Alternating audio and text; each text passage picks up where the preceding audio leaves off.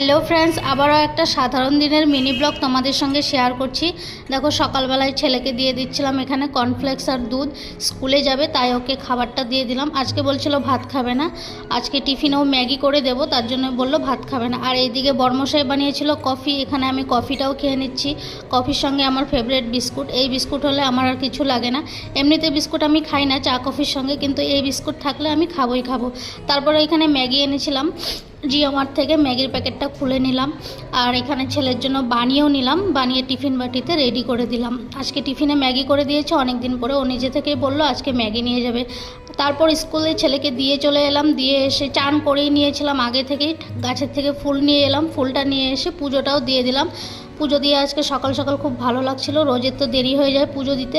আর সবার লাস্টে আজকে দেখো এখানে বানিয়েছিলাম কুল দিয়ে আর টমেটো দিয়ে চাটনি। এই চাটনিটা খেতে খুব টেস্ট হয়েছিল, ভালো লাগলে ভিডিওটি শেয়ার করে দেবে আর পাশে থেকে